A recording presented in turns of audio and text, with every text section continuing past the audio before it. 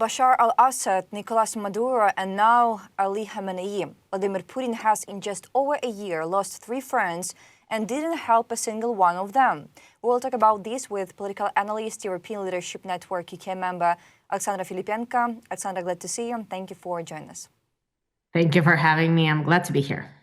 Alexandra, over the past year, Russian dictator Vladimir Putin has lost 3 of his principal allies on the international stage: Syrian leader Bashar al-Assad, Venezuelan President Nicolás Maduro, and Ayatollah Ali Khamenei, who led Iran. Can it be stated with confidence that the decline of authoritarian regimes is continuing and that the collapse of Putin's regime is only a matter of time? And does this suggest that Russia is not a reliable partner even for those who depend on it entirely?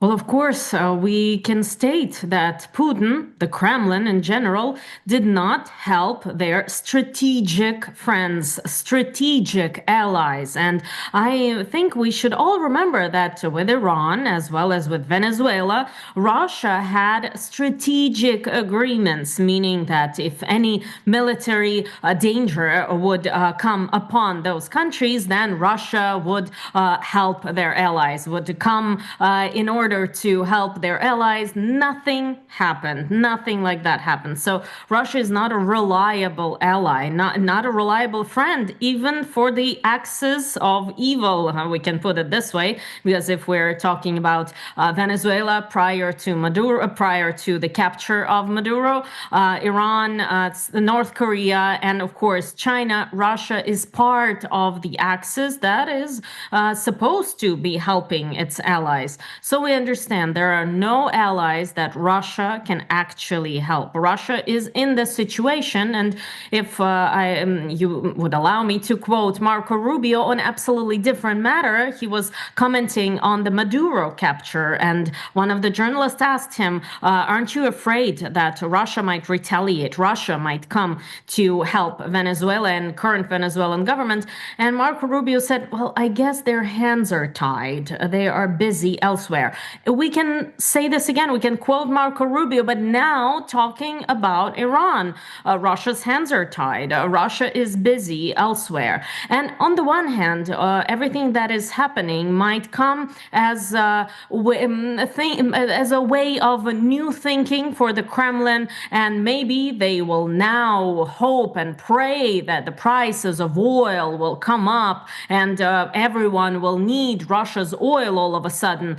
Well, it's not the case, as we are seeing. The prices didn't go up to $100 per barrel as the Russian side expected it to be. So on the one hand, they might be happy about it, and they might be expecting something like that happening if the war prolongs. Now it's in Russia's interest for the war to prolong.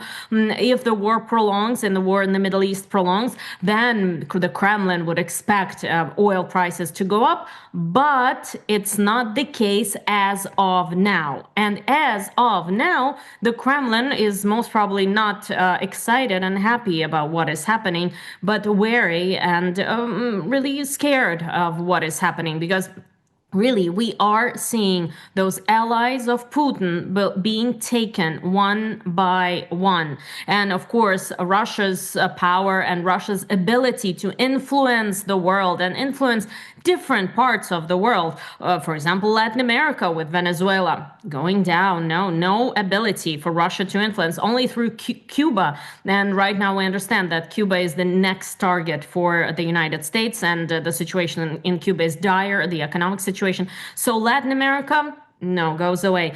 Now the Middle East with Syria, with now Iran, Russia's power is shrinking in the region. So right now, of course, for the Kremlin, this is a big blow. Their hope is not playing as of right now. It's not, the prices of oil are not going up to $100 per barrel. And at the same time, the ability to influence some other other regions is going down. So this is a big blow for the Kremlin inside, and outside we can see and we can firmly state, just as the Minister of Foreign Affairs of Ukraine has said, as Mr. Sibiga has said, that Russia is not a good ally, even for those that Russia needs very much, like Iran or Venezuela.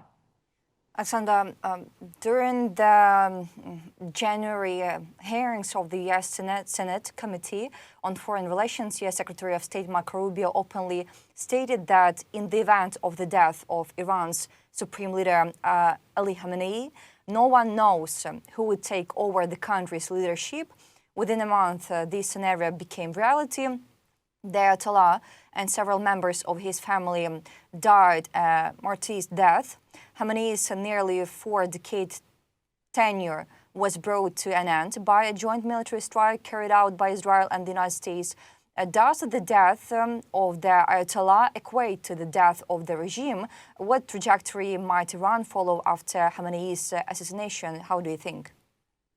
Well, first of all, I must say one thing, that Secretary of State Marco Rubio said in an interview that the United States did not attack Khamenei and did not seek regime change in Iran. So the official position of the United States is that that strike was carried out by Israel. This is the official position of the United States. Maybe we will know more. Maybe some changes will be made to this official position. But as of now, the American position is that the United States are not seeking regime change in Iran, and that they were not responsible for the first strike that actually killed Khamenei. As of now, President Trump laid out the plans for the operation to continue. He made the second statement. He made the second televised statement. It was actually posted on his accounts on Truth Social and, of course, on X. But over there, Donald Trump stated that the main goals of the United States are very strong, as he put it. The goals of the United States are strong, and the operation will continue. This is what President Trump has said, that the operation will continue. And previously to that, Tom Cotton, the chairman of the Senate Intelligence Committee, talked a little bit more about America's goals. He said that we should expect a prolonged air and sea campaign aimed not only at further deterring Iran's nuclear capabilities, but most importantly, at destroying the extensive missile arsenal of Iran. So the president has no plans to deploy ground forces to Iranian territory, so no boots on the ground. But as of now, the operation will continue. President Trump talked about 4 weeks or a month, but he said that it's hard to say, but the goals are very strong. And even though the operation is continuing, President Trump said that he's open to negotiate. He agreed to negotiate. He agreed to talk to the Iranian side, although the Iranian side is stating that no negotiation is planned. But President Trump, in an interview to New York Times, said that he has 3 options for someone to continue the Iranian government, to continue with the change of the regime, although he said, and he stated that in his televised address, that of course, right now, everything is in the hands of the Iranian opposition. It's hard, realistically speaking, it's hard for me to imagine how the opposition, unarmed opposition, can do anything in Iran right now. But President Trump said that some Iranians that participated in the negotiations in recent weeks are no longer alive, and that the United States are there, they're present, they will support those Iranians that are ready to take over the power in Iran. But it is hard for me to imagine how could this happen, taking into consideration that at least 20 or 30% of the population, from 20 to 30%, are somehow connected to the current regime. They are connected to Ksir, they are connected to Basij, they are connected to those militant groups and those harsh groups that are responsible for the crackdown on protests, that are responsible for killing thousands upon thousands of Iranian protesters, that are responsible for executions of Iranian protesters in past months and in past years. So about 20% of the population, about 1/5 of the population in Iran is either working for those organizations or connected to those organizations. And they are armed.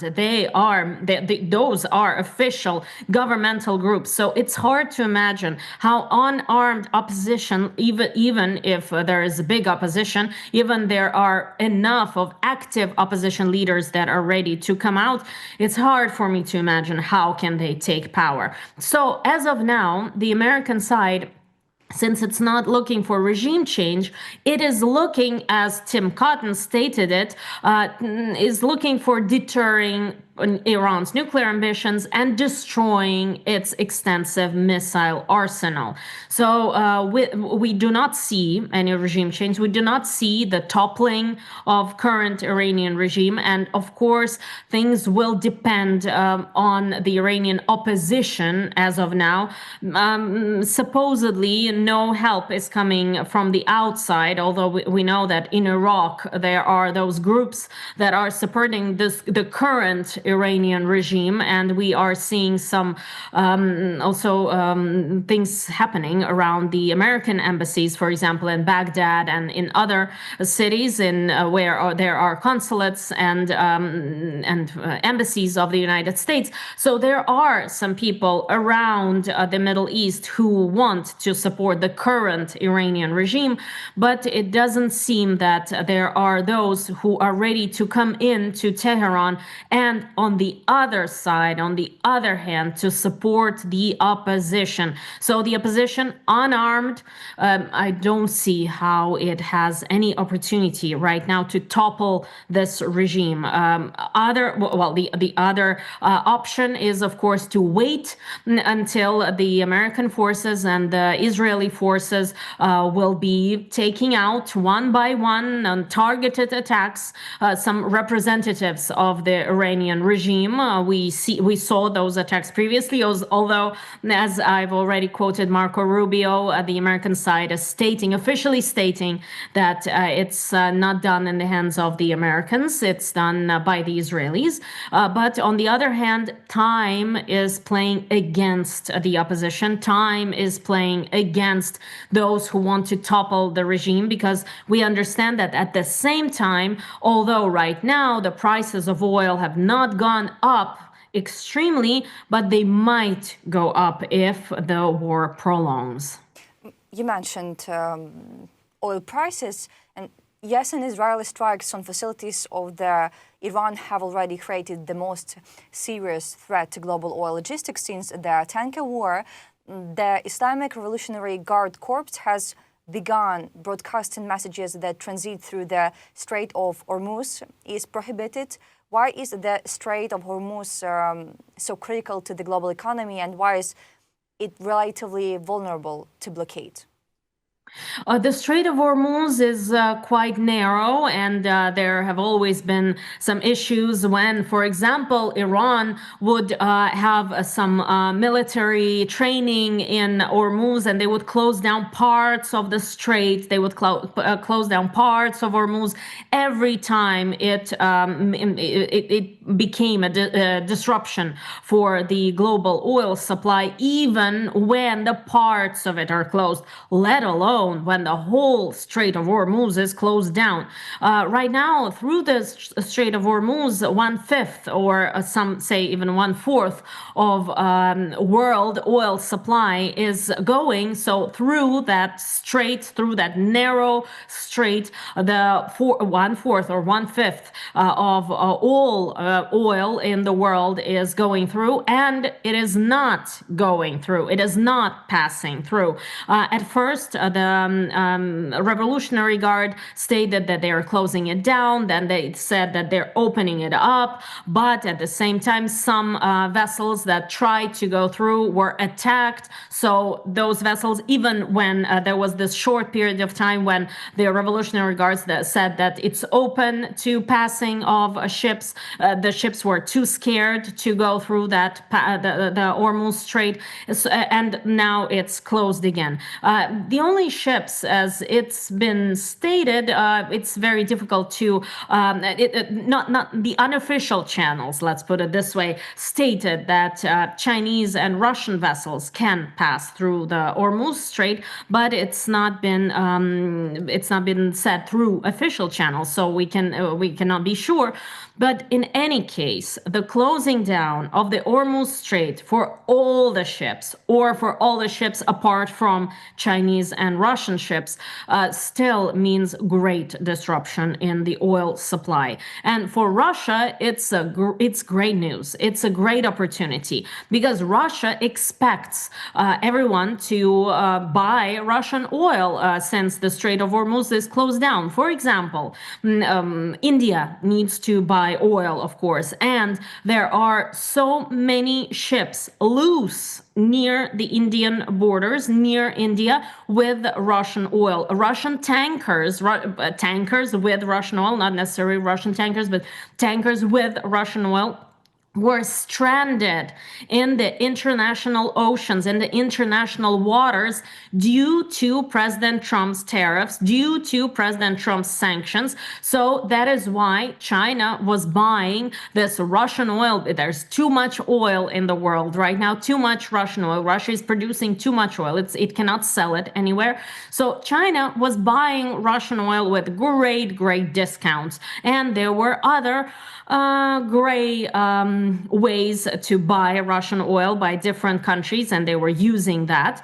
So we understand that the closing down of the Strait of Hormuz is a big hope for Putin. But as of now, this is not coming out the way Putin would like that to come out. The prices didn't go up 20, 40, 50% or 100% as Putin expected, as the Kremlin expected. But in any case, the closing down of the Hormuz Strait is a strain on world oil supply.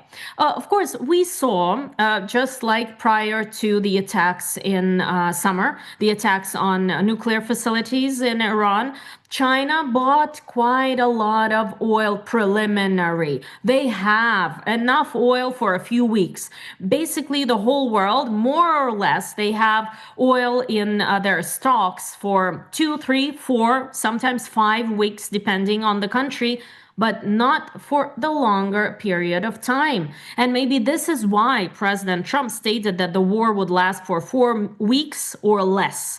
At least that's what was reported by New York Times. Because if the Hormuz Strait is closed down for a week, this would not disrupt the oil supply dramatically. For 2 weeks, a bit worse. 3, bad. 4, really bad. And after 4 weeks, on the 5th week, this will probably mean oil prices going up. Nobody wants that. Not Saudi Arabia, not United Arab Emirates, not the region, no countries in the region, no countries in the Persian Gulf want that to happen. And of course, we understand nobody who supports Ukraine wants that to happen, because this would mean more opportunities for Russia. This would mean some countries buying Russian oil on great discount, and maybe even without the discount at that point.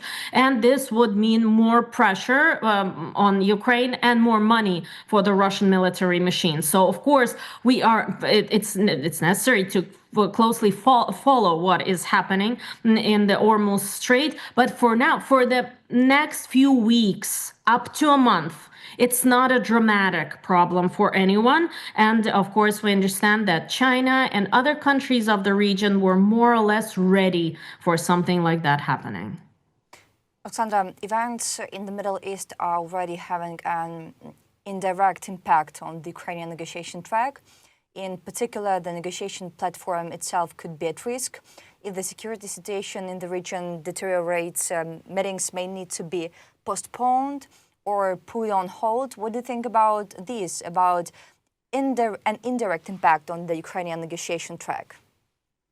Well, the indirect impact, we can have two, let's say, two lines of impact. On the one hand, of course, let's all remember, and it's necessary also to remember what happened when the attacks on nuclear facilities in Iran happened, the Midnight Hammer operation by the American forces. At that point, at that moment, the Americans did not want to send Patriot missiles to Ukraine, stating that the Americans need them themselves in the region. But I must say that as of now, since we are talking about selling of the weapons, on the one hand, it would be an issue if, for example, if Saudi Arabia decides to buy more weapons from the United States, although they have quite a few weapons from the United States, the stockpiles are full. But we can imagine something like that happening. For example, Saudi Arabia stating that they will buy American weapons and they can offer more than the Pearl Initiative countries, more than the countries that are supporting Ukraine and buying weapons for Ukraine from Europe. We can imagine that Saudi Arabia would say, we will buy weapons for a bigger price. So the Americans would sell weapons, first of all, to those who offer the bigger price. But this is the dramatic, let's say, way the situation can influence Ukraine and can influence Ukrainian weapons stockpiles. At the same time, if we are looking at the bigger picture, we understand that most probably Saudi Arabia and the countries of the region are also following closely what is happening in Europe, and they are interested in the war coming to an end.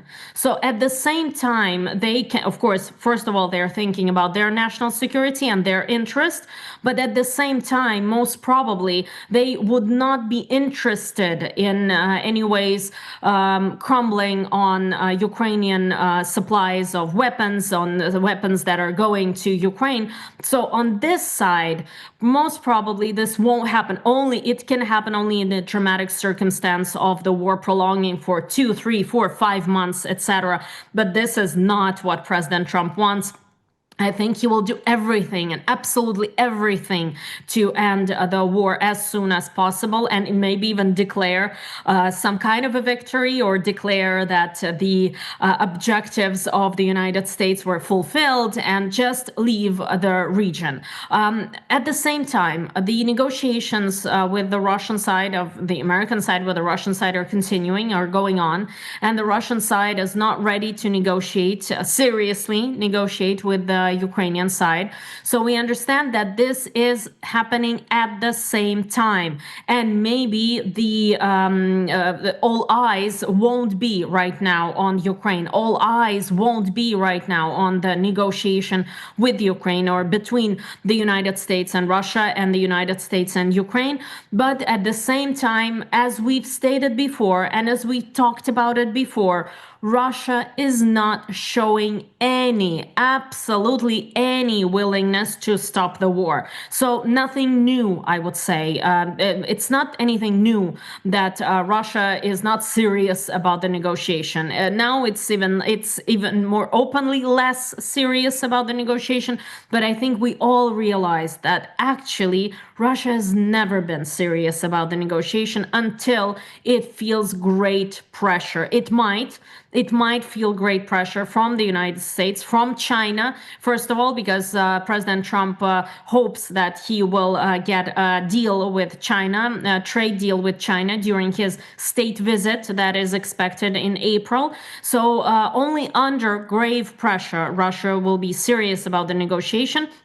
So even when all eyes are not on the Ukrainian negotiation, this doesn't change things that much. If Russia was serious before, then it might have been an opportunity for Russia to, let's say, somehow make everyone else talk about Iran, talk about the Middle East, talk about the war, and just not pay attention to Russia, so they might get out of the negotiation. But since Russia was never serious about it, since Russia never showed any movement towards the United States or towards Ukraine or towards ceasefire, a ceasefire that's the only thing that President Trump is asking Russia to do. And many times Ukraine said that Ukraine is ready for a ceasefire, but nothing like that has been happening. So it's nothing new that Russia is not serious about the negotiation and is trying to do everything to talk about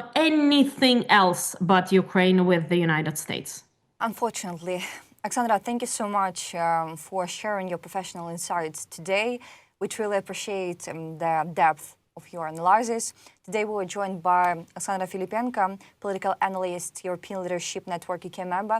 Alexandra, thank you so much as always. See you and have a good day. Thank you for having me. Have a good day. See you. Thank you.